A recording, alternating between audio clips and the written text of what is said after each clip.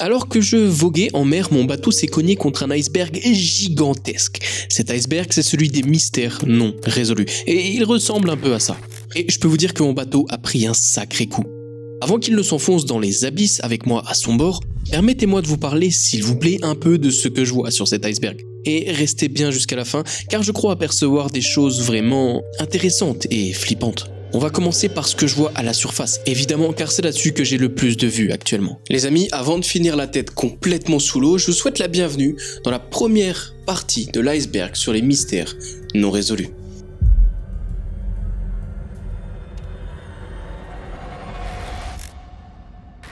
L'accident de train d'Hoboken.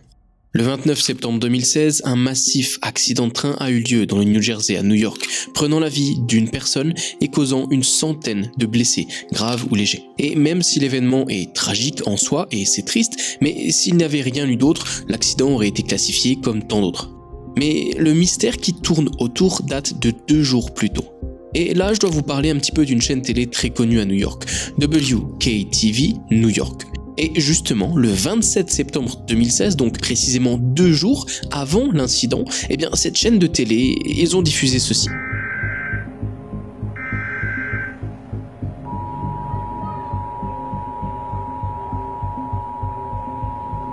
Je vais vous lire le bandeau d'informations qui passe pour vous aider un petit peu.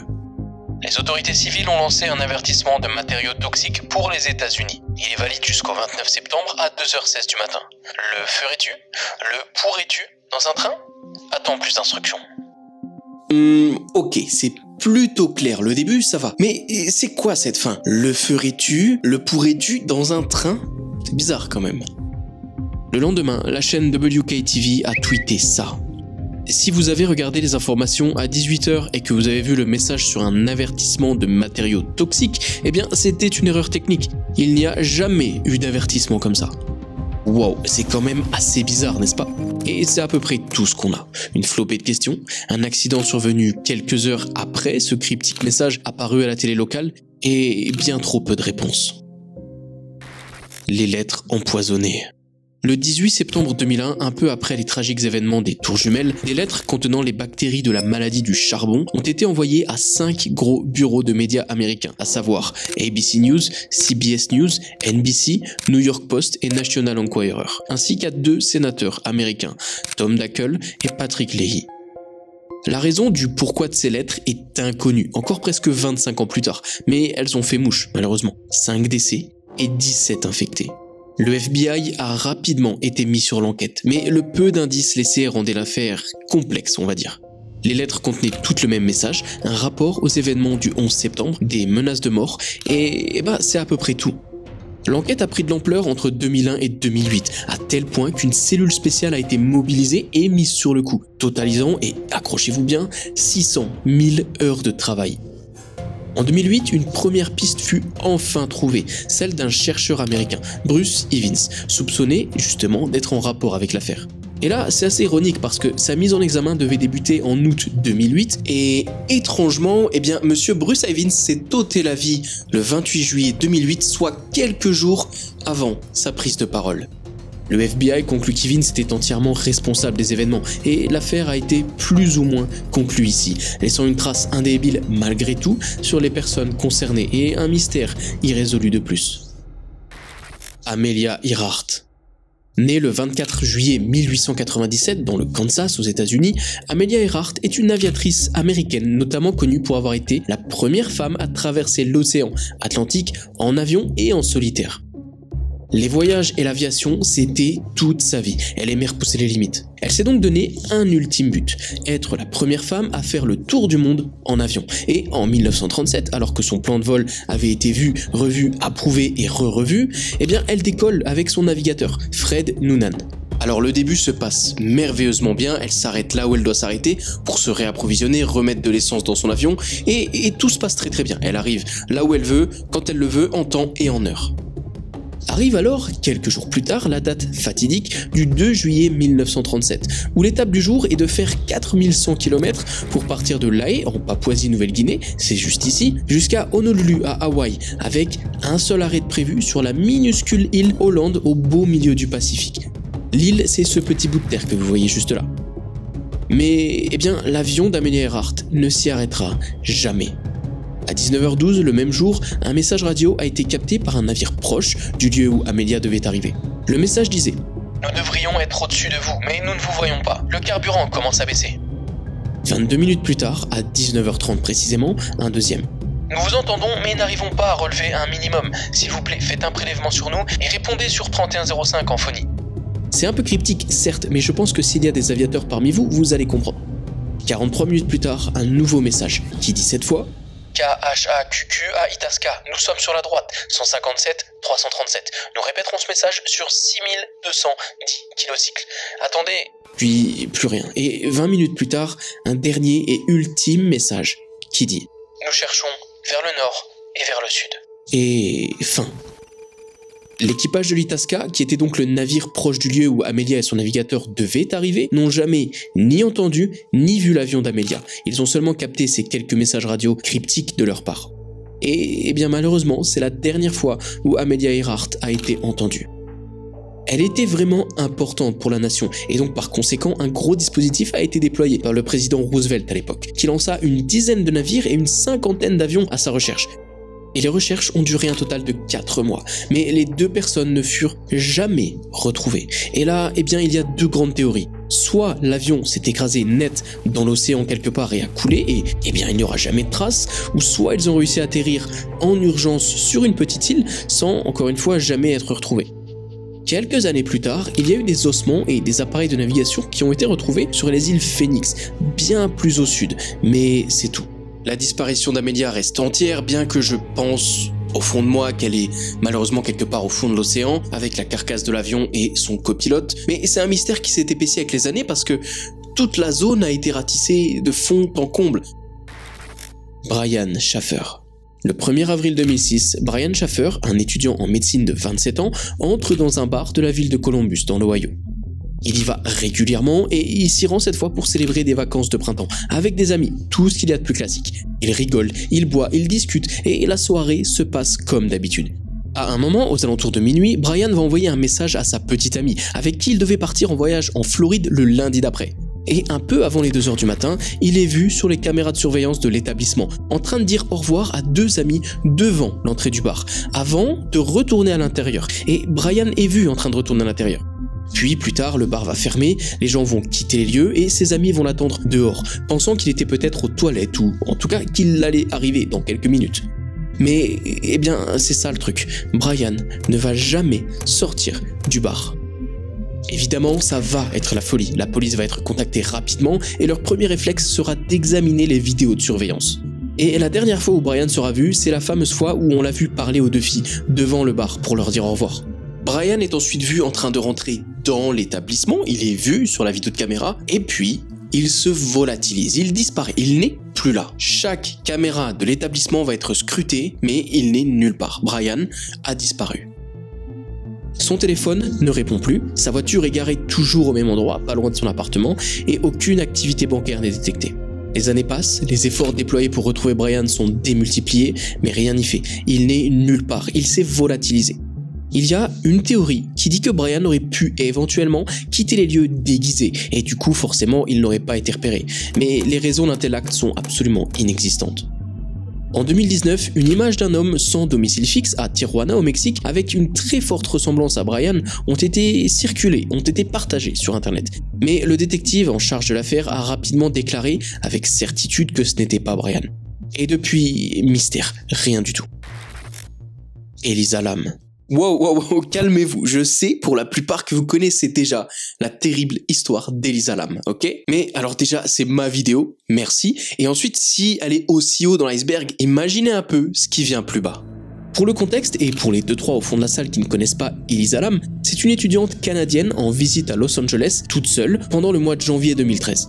Elle s'installe dans le Cecil Hotel, déjà connu à l'époque pour des affaires de crimes et des choses mystérieuses qui s'y sont passées, et les quelques jours après son arrivée se passent, absolument normalement. Mais le 31 janvier, elle disparaît soudainement, sans laisser de traces. Elle n'est ni sur les caméras, ni dans sa chambre, elle est nulle part.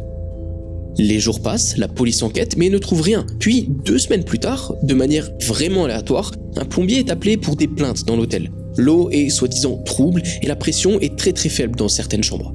Il se met alors à faire son travail de plombier et va faire une découverte macabre.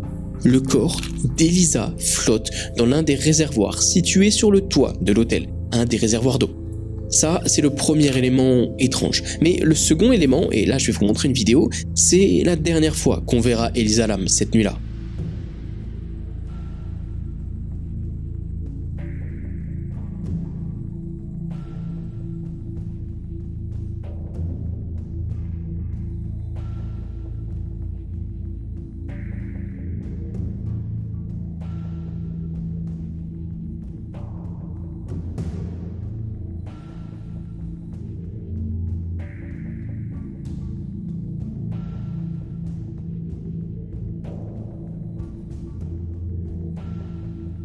Comportement erratique, elle appuie sur tous les boutons, elle fait des petits bonds en direction de l'ascenseur, elle bouge bizarrement, mais elle ne semble pas particulièrement effrayée. Mais son comportement, et je suis d'accord avec vous, n'a rien de normal.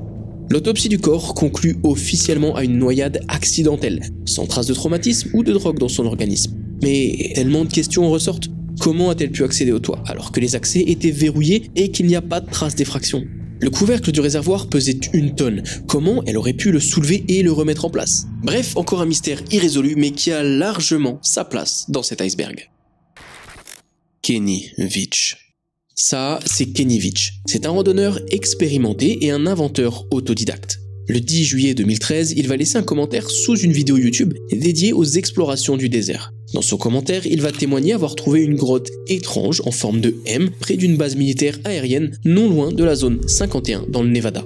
Son commentaire va ressembler un peu à ça. En m'y approchant, j'ai ressenti une puissante vibration dans tout mon corps, si intense que j'ai pris peur et j'ai quitté les lieux précipitamment. Évidemment, et vous commencez à connaître l'histoire, un tel commentaire n'est pas passé inaperçu. Et son commentaire justement a reçu un paquet de réponses, dont la plupart l'encourageant à y retourner et à filmer. Et évidemment qu'il y est retourné, il a tout filmé et il a tout posté sur sa chaîne YouTube. La vidéo a fait quasiment 4 millions de vues, elle est encore disponible à ce jour, et voilà, je vous montre quelques extraits. Well, here I am on my hike up here in the mountains north of Las Vegas. So hopefully I'll find it. It's shaped like a big M. It's a big cave that looks just like a gigantic M, and it's about as tall as I am and kind of narrow, and it's stuck on the side of a mountain. So I hope I can find it again. And if I do, I'm going in there. I'm gonna put on my light and take my gun out and walk in there, see if I find anything. We'll see. I'm gonna take the camera and show you how deep this hole is and kind of show you around real quick. So here we go. Et là, malgré toute sa bonne volonté et transparence évidente, il ne va pas trouver la grotte en forme de M. Et évidemment, les gens vont immédiatement critiquer. Critique face auquel il décide d'y retourner une 3e fois, en novembre 2014. Sauf que cette fois, il n'en reviendra jamais. Le 22 novembre 2014, après plusieurs jours sans nouvelles, sa petite amie signale sa disparition. Son téléphone sera rapidement retrouvé près d'une mine abandonnée, mais aucun indice, rien du tout, ne permettra de savoir ce qui lui est vraiment arrivé.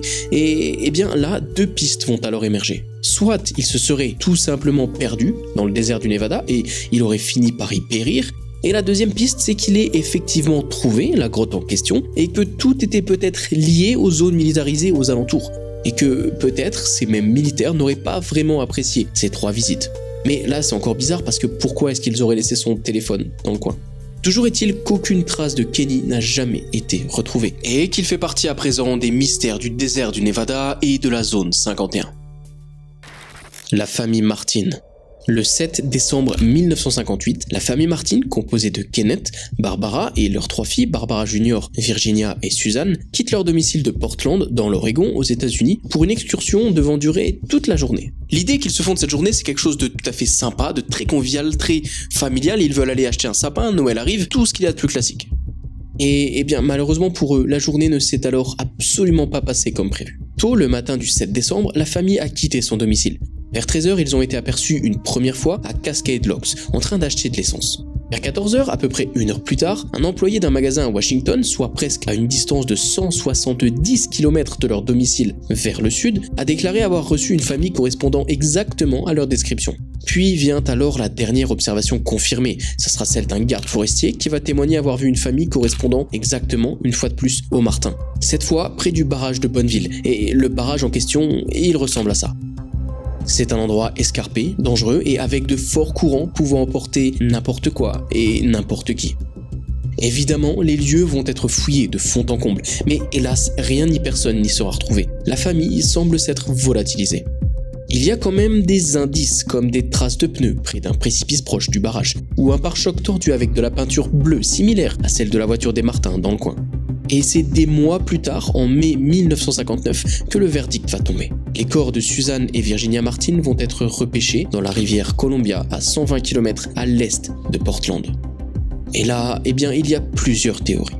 Soit c'est un accident tragique, la voiture aurait glissé, à cause de verglas par exemple, serait tombée dans la rivière et les courants n'auraient eu aucune pitié. Et pour faire corroborer cette piste, une voiture a été repêchée dans la rivière près du barrage, à la fin de l'année en question. Et l'autre théorie, assez probante malgré tout, d'après les témoignages, c'est celle d'un crime non résolu. Une agression ou un vol qui aurait mal tourné et leur disparition serait en vérité un acte criminel déguisé. Kenneth, le père de famille, transportait une somme d'argent importante ce jour-là. Les bruits d'explosion. Depuis plusieurs années, des bruits sourds et des explosions inexpliquées secouent différentes régions du monde, souvent sans aucune explication officielle. Ces mystery booms, ou explosions mystérieuses en français, ont été signalés à de nombreuses reprises, et surtout en 2020. Parfois sans secousses ou parfois accompagnées de secousses ressenties sur plusieurs kilomètres. Mais là où c'est intéressant, c'est que malgré l'explosion, malgré les secousses, aucun séisme ni aucun phénomène atmosphérique clair ne semble en être la cause ou en tout cas est relevé. Bon, alors je vais pas vous relever les explosions année par année parce que la vidéo va faire 3 heures, mais je vais me concentrer sur l'année 2020 parce que vous allez voir que il se passe le plus de choses inexplicables en 2020. C'est parti. Gardez bien en tête que chaque boom n'est ni une explosion, ni un séisme, ni un phénomène atmosphérique. Janvier 2020, San Diego, Californie. Plusieurs habitants signalent un énorme bruit suivi de secousses. Février 2020, Royaume-Uni. Un puissant bruit d'explosion secoue plusieurs villes, notamment Londres et Cambridge. Mars 2020, Pays-Bas. Des habitants entendent des détonations mystérieuses. L'armée interrogée nie toute implication. Avril 2020, New York. Une série de détonations fortes est rapportée dans plusieurs villes autour de New York. Mai 2020, Brésil. De violentes explosions secouent l'état du Paraná sans qu'aucune explication naturelle ou industrielle ne soit trouvée. Juin 2020, Idaho. Un bruit sourd est signalé sur des dizaines de kilomètres. Aucune explication. Juillet 2020, en France, plusieurs résidents de la région parisienne entendent une explosion assourdissante. Août 2020, Inde. Des bruits mystérieux semblables à des explosions souterraines sont entendus, près de Bangalore et d'Hyderabad. Septembre 2020, Australie. Une explosion soudaine secoue Melbourne, provoquant des spéculations soit sur une météorite, soit sur un phénomène atmosphérique. Mais il n'en est rien. Octobre 2020, New Jersey. Un bruit assourdissant est entendu sur toute la côte est, suivi d'un grondement. Novembre 2020, Canada. Une série de bruits forts secoue des communautés de l'Ontario et du Québec. Décembre 2020, Alabama. Un boom est signalé par des centaines de personnes. Ni l'armée, ni les autorités météorologiques ne peuvent expliquer l'origine du phénomène. Ouais, je suis d'accord avec vous, ça fait beaucoup, et même si à chaque fois ces explosions sont très localisées, si on cumule celles recensées chaque année, il y a de quoi comprendre que les gens soient sceptiques. Plusieurs pistes émergent autour de ce mystère, comme par exemple des activités militaires secrètes, non communicables au public, des phénomènes géologiques inconnus, des explosions atmosphériques, dues éventuellement à de petits astéroïdes, ou alors des effondrements souterrains. Ça, mes amis, ce sont les explications logiques et rationnelles, mais ce mystère fait couler beaucoup d'encre depuis des années, et qui sait ce qui peut bien se cacher là-dessous? Tamam Shud. On va remonter plus d'un demi-siècle en arrière pour parler d'un mystère incroyable qui a fait couler beaucoup d'encre. Le 1er décembre 1948, le corps d'un homme est retrouvé sans vie sur la plage de Somerton, près d'Adélaïde en Australie. L'homme, il est retrouvé en position assise, contre un muret, bien habillé dans un costume très propre et avec des chaussures cirées. Premier détail étrange, l'homme n'avait pas de chapeau. Or, à cette époque, une telle tenue venait à 99% du temps avec un chapeau. Évidemment, la police est rapidement appelée sur les lieux pour s'occuper de l'homme et surtout l'identifier. Mais là, ça devient compliqué et intéressant. Alors déjà, il a sur lui aucun papier d'identité, rien qui puisse aider à son identification. Deuxièmement, toutes les étiquettes de ses vêtements, alors pantalons, vestes, chemises, ont été minutieusement coupées. Et encore plus bizarre, son corps ne comporte aucune trace ni de violence ni d'empoisonnement. Donc, process classique, une autopsie va rapidement être mise en place, mais au lieu d'éclaircir la situation, malheureusement elle va venir l'épaissir. Aucune cause du décès ne peut être trouvée. Son estomac contient un repas classique, il n'y a aucune trace de poison, rien. Évidemment, ses vêtements ont été passés au peigne fin, et même si aucun papier d'identité n'a été trouvé sur l'inconnu, plusieurs objets ont pu être malgré tout trouvés sur lui. Un ticket de train non utilisé pour Henley Beach, un ticket de bus utilisé, un peigne en aluminium, un paquet de cigarettes avec des cigarettes d'une marque différente que celle du paquet dedans, une boîte d'allumettes, et pour finir, un petit morceau de papier déchiré avec 2 mots. Tamam Shud. Taman Shud, spécifiquement ces 2 mots, ont été rapidement identifiés comme provenant d'un livre de poésie persane du Rubaiyat d'Omar Khayyam. Et quelques heures après la découverte de l'inconnu, une autre personne n'ayant jamais décliné son identité va se rendre auprès des autorités locales, affirmer avoir trouvé un exemplaire du livre de poésie en question sur le siège arrière de sa voiture, qui était garée juste à côté de là où le corps de l'inconnu avait été retrouvé. C'est assez troublant comme coïncidence. Et là où ça devient intéressant, c'est que sur ce fameux livre de poésie, déposé par un inconnu, les inspecteurs vont découvrir sur la 4e de couverture une série de lettres et de symboles énigmatiques, étranges, que personne n'arrive à décrypter, écrits à la main, ainsi qu'un numéro de téléphone. Évidemment, ils ont appelé et ils sont tombés sur une infirmière vivante à proximité, Jessica Thompson. Ils ont fait venir l'infirmière à la morgue pour l'interroger sur l'inconnu, mais elle nie le connaître. Ceci dit, et d'après le rapport des inspecteurs, son langage corporel disait tout l'inverse. Et là, avance rapide 70 ans plus tard. À l'aide des recherches d'un chercheur en généalogie, Derek Abbott, il semblerait qu'on ait identifié l'homme de Somerton. Il dit que c'était un ingénieur électricien de Melbourne, porté disparu plus ou moins à la même époque. Mais même si son identité est potentiellement trouvée, il n'en reste pas moins que c'est un mystère incroyable, inquiétant et passionnant. Unfavorable Semicircle. YouTube regorge de mystères, mais beaucoup découlent soit d'ARG, soit ont été débunkés au fil des années, tout simplement. Le cas de Unfavorable Semicircle, en revanche, laisse place à beaucoup de spéculations, tant le cas est énigmatique. Le 30 mars 2015, une chaîne YouTube du nom de Unfavorable Semicircle, soit le demi-cercle défavorable, est créée. En l'espace de quelques mois, elle publie des centaines de milliers de vidéos à un rythme absolument inhumain. Les vidéos, souvent de moins de 5 secondes, sont quasiment identiques. Images pixelisées, sons étranges, voix déformées, et parfois des chiffres ou des lettres apparaissent. Mais comme toute bonne chaîne YouTube étrange, ça va attirer la curiosité de beaucoup de gens, des enquêteurs, amateurs, professionnels, et il y aura plein de gens sur cette affaire, sur cette chaîne mystérieuse. Mais rien. Rien du tout. Personne ne trouve rien, malgré des semaines et des semaines de forums, d'enquêtes, rien. Les vidéos portaient toutes un titre commençant par un point d'interrogation, suivi d'un nom ou d'un chiffre, comme ça par exemple. Il y avait aussi quelques rares diffusions en direct, des livestreams qui duraient parfois des heures, mais rien n'était visible ou audible, la même bouillie cryptique. Des motifs récurrents ont évidemment pu être trouvés comme des voix murmurant des nombres ou des images en basse résolution qui ressemblaient presque à des images familières, mais toujours rien. De manière générale, l'auteur d'un ARG finit toujours soit par sortir de l'ombre, soit par être découvert. Pareil pour les projets d'art, à un moment ou un autre. Mais là, rien du tout. Les semaines passent, les mois passent, et le 19 février 2016, YouTube va faire quelque chose d'inattendu.